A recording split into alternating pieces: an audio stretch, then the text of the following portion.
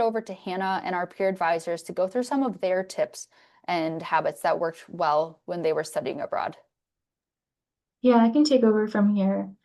So like I said, I was a student and I went abroad last semester, last year. So are the peer advisors. I do want to emphasize they're a great resource to connect with. We have about 20 peer advisors and that work closely with the office. These people you can reach out to. Maybe they did the program you're interested in. You can go to them, talk to them, ask them questions. Just a great resource to see someone who's actually been abroad and get really practical, up-to-date information. So that's who the other people speaking with me are. Starting off with some budgeting tips, and the peer advisors could jump in at any point here. I really try to prioritize location when you're trying to pick your program, trying to emphasize that to students that the most popular programs aren't necessarily the best programs, especially in terms of affordability. I and a lot of I know academic advisors also recommend you make a list of priorities. What's your top priority, and go down from there.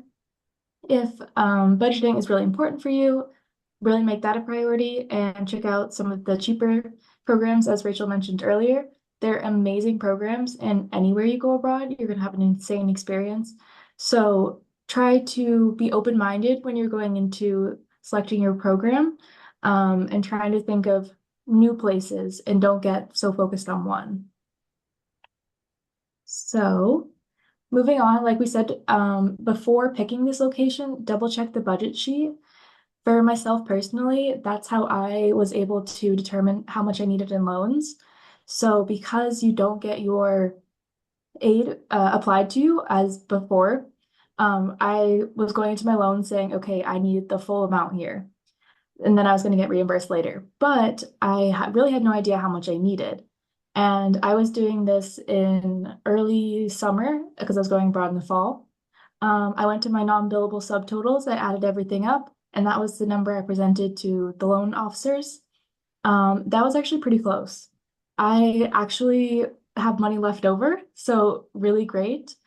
But I would say that was a pretty accurate estimate of what I needed, especially for the housing deposit. I had to put down a lot of money first. So definitely pay attention to the budget sheets. They're super helpful. And notice that they're going to be a little different based on everyone. So moving on. Yes, start saving money now. I would definitely say if you have a job, definitely dedicate putting some aside. Personally, I'm an RA on campus, so I didn't have that when I went abroad. I had to pay for housing as I went there. Another great tip is having an emergency fund, about 300 USD, just in case. I know this could be if you're having some kind of medical emergency, even a flight home. Personally, I have just a student credit card, so I have a really small limit on it. So my parents made me an authorized user of their credit cards just in case I need to buy a flight home, because my $300 limit may not get me back from Copenhagen.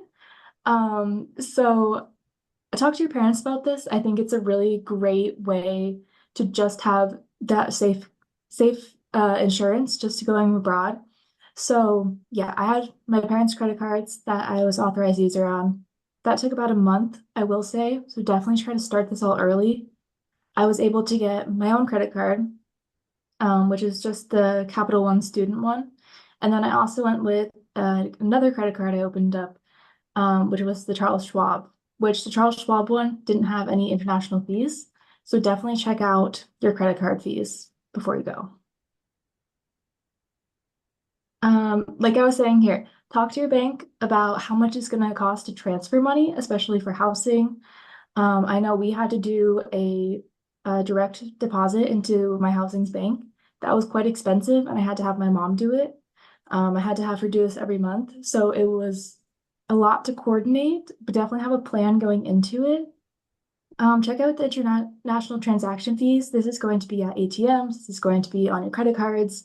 Personally, for me, it was just easier to open up a new checking account with Charles Schwab's. I had no problems with that. Um, and ordering local currency. Try not to do exchanges when you get to the airport. They're going to be very expensive, charge you around like 20%, which is just ridiculous usually. So just try to have your card and get to an ATM. ATMs usually have relatively low fees, I will say. Some places in Copenhagen didn't have any fees. So check those out, but try to avoid high transaction rates. Moving on. So yeah, even if it's card friendly, definitely have some cash. I found this really helpful, but most of the places I went were just card friendly. So it's very different for everyone. I don't know if peer advisors have different experiences with that, but I was in really big cities. Um, and follow the guidance of your host institution. Most of the time, you're going to have an orientation program where they kind of tell you, here's what you need to do, here's some advice. So definitely take that orientation program to heart. They know best, they're the locals, and they can really help you guide how you should follow through and how to act like a local there. Personally, I didn't open any bank accounts while over there. There was definitely the opportunity where I could have. Maybe it would have made my life a little easier, I'm not sure, but I didn't necessarily need that. I don't know if peer advisors want to jump in. Like, did you guys open bank accounts? Did you just do personal ones? No? I Yeah, think to your go ahead, point, like Jacob. on saying like the I didn't open any bank accounts, but at the same time, like the no foreign transaction fee credit cards like helped a ton. I would just say, if you're planning on maybe applying for one of those, give it at least 2 months. I personally applied for one. I had a credit card beforehand, but it didn't have the no transaction fees. And so when I applied for this about a month and a half out from my program start date, I actually didn't end up receiving my card until 2 hours after I left for the airport to come. So my parents had to mail it over to me, and that was a big mess. So as far in advance as possible, I would highly recommend if that's what you're planning on using over there. Yeah, I think I did the same thing. I procrastinated way too long, and then it was like a week out, and I had to like call up the credit card people and be like, "Can you please like ship this like faster?" Like, yeah. So definitely start things early. I think that's a great tip. Um, yeah, if we have nothing else, I guess we can move on then. Number seven is to check the currency exchange. The euro to the dollar, I mean, it's pretty similar, it depends. But for like me, when I went to Denmark, it was a krone. So it was like one USD was like 7.5 krones. The first month, it was very difficult. I will say on your calculator app, you do have something to convert it. So you always have that, regardless if you have internet or not. Um, but just understand the currency exchange and be really mindful of it. It's very easy to see numbers and be like, oh, they're not real. It's not USD. It's very real. You see it on your credit card statement. Definitely check it out. Then moving on. Yeah, keep track of your spending. For me personally, I just had it send me a notification every time. Um, and before you depart, talk with your family and financial aid counselors about budgeting. For me, this was really important as I was going abroad for the whole year. I talked about my phone plan with my family. Personally, I just got an eSIM card when I got there. It was around, I think, $10 a month. It was a lot cheaper than having an international plan, but maybe the international plans works better for you. So these are just conversations that are very personal and specific. Um, I had to talk a lot with my financial aid officer because a lot of the things I had to apply for the loans for. Personally, I'm from Vermont, so I went through VSAC, which is the Vermont Student Assistance something. But each state has their own kind of federal aid that they can give you since I didn't receive my unsubsidized and subsidized federal aid yet. So I had to pay for everything up front and then I was reimbursed for it after. But it's a really big step because you're paying for everything. So definitely talk to your family, definitely talk to all of your resources and understand your situation personally. Last one is there's a lot of really great banking apps. In Europe, they used a lot of Revolut. This is just like, I want to compare it to Venmo in a lot of ways, but Revolut is like even better than Venmo. Another one is Wise, Wise. Wise is how I paid for my housing. It just deposits money directly to bank accounts, so you don't need a foreign bank account or anything. It had a super low fee. I highly recommend this if you're paying for housing, if you're paying your friends. No one over in Europe has Venmo, so either have some kind of Revolut, some kind of Wise. or just have cash. That's another really great option.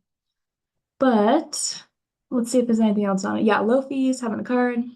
Anything else? Yes. So if peer advisors, if you have any more advice, please share or reach out. But that's it for me personally. Great, thank you. Well, I will put the last plug out there. Remember to talk with your financial aid counselor. That's what Sarah is really great at. She's great at helping you talk out what's the plan for your study abroad semester. Even if you just need to get the juices flowing, we're all here for that. Your study abroad advisor, your financial aid officer, everyone can help with this. But you should be talking with someone so there's no surprises when you do get abroad. And finally, create a budget and stick to it. Studying abroad is one of the best times to get your budgeting going, learning a lifelong skill. Budgeting is a really great thing to do, not just when you're abroad, but when you're at Bentley and outside of Bentley, to reach any long-term goals that you do have. Study abroad should not be a financial burden. We don't want it to be. So there are ways on any budget to make it work. You just have to have a conversation with someone to figure out what's the best option. So if there are any questions, you can always reach out to the study abroad team at GA_study_abroad@bentley.edu. We're in RAU 003. You can reach out to our interns like Hannah or our peer advisors who are on the call, or you can reach out to the Office of Student Financial Services at sfs@bentley.edu. They are just above us in RAU 104. So if you're walking through RAU, you can visit both of our offices in one go. All right, thank you, everyone.